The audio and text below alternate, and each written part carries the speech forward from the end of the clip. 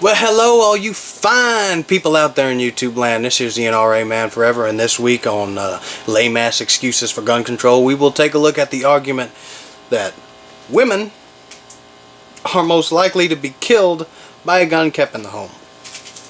This should be very interesting, actually. And our quote for this one comes from Mr. David Hemingway. If only it was Hemingway, I could have thrown in a wonderful joke on that, but alas, so close. And he had this poignant argument to say on January 31st of this year, 2013.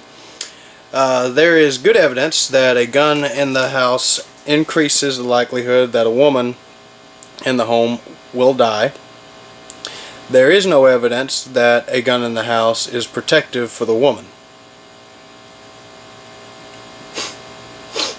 Okay? Then how come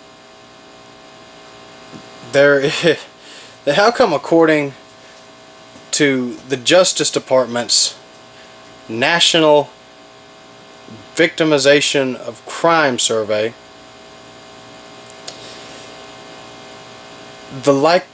how come they have it that the likelihood of a woman who doesn't offer resistance against an assailant to be injured is 2.5 times greater than that of a woman who does offer resistance of any kind, not just a gun, kicking, screaming, using her bare hands?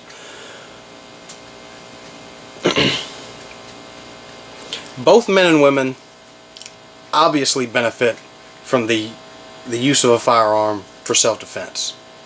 That is not without question. And to say that women do not benefit from that is about... You can take it one way or the other. You can take it as just out and out ignorance. You could take it as just pure propaganda being just spouted like Tourette's and vomit. Or you can take it the way I am taking it and just complete and total, utter, flagrant sexism.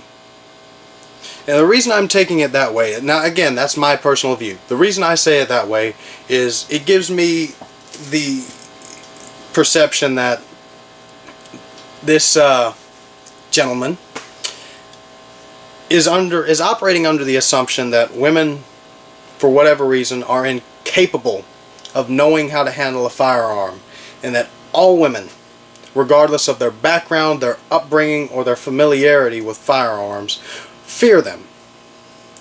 Which of course is a total lie. There are women out there that can outshoot me. I know for a fact there were 2 women in my unit when I was serving in the military in Italy. If I matched them in my weapons qualifications, that was something. I mean, it was neck and neck between me and these 2 gals. So, women can shoot, David. They can do it. And physiologically speaking, women are better shots than men, because men have this little thing called testosterone. And when men get amped up and excited, regardless of how well they are trained to control that response, it still gets us jittery, our hands shake a little bit more, and it's nothing that we can control. Women, on the other hand, they are a majority of estrogen. And so long as they have the proper psychological preparation, women in stressful situations often handle them better than men in any and all stressful situations, again with the proper psychological preparation. That's why women are such better shots with handguns and rifles, because when they get amped up and excited, they don't get near as shaky if they are prepared.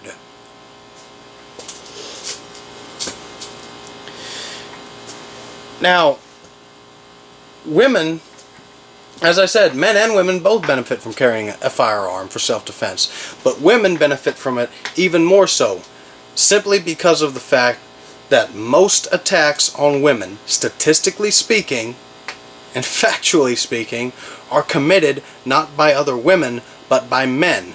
Physiologically speaking, men are larger, they are stronger. There is a size and a strength difference that is much greater between a man attacking a woman and a man attacking another man.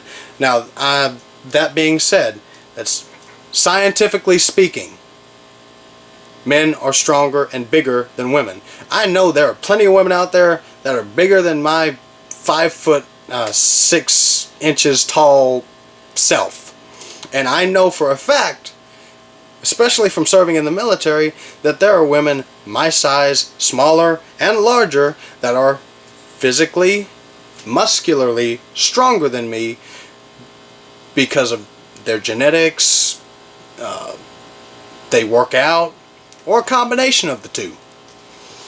But generally speaking, and physiologically speaking, women benefit more from carrying a firearm because of the fact that usually it's a male attacking them, and usually males are bigger and stronger and more aggressive than females.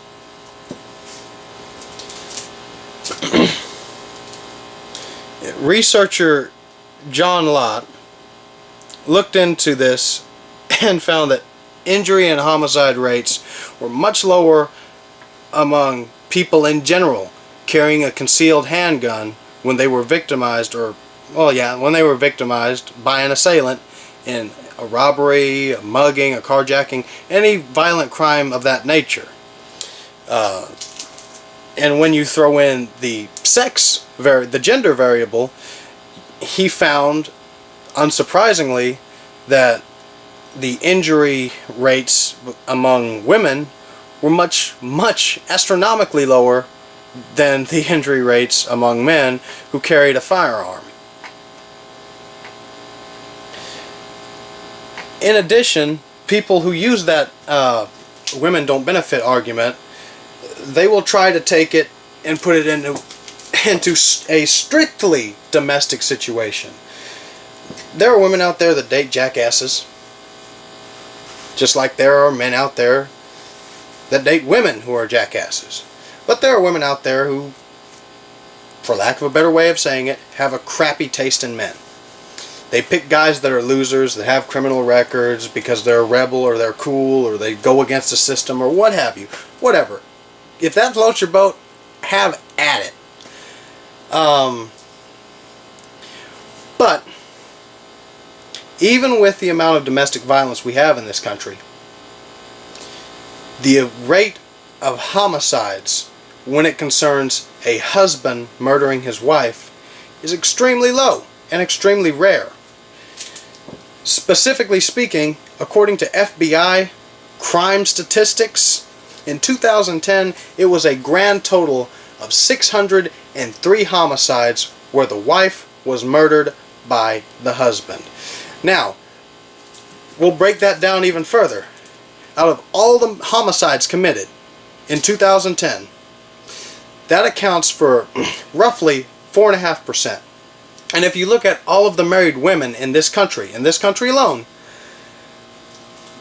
those 603 women account for less than 0.1% of all married women. The problem in the domestic setting is not the gun. It's the jackass in the relationship with a criminal record and violent tendencies, and is probably insecure about his own masculinity, so he has to take it out on a female.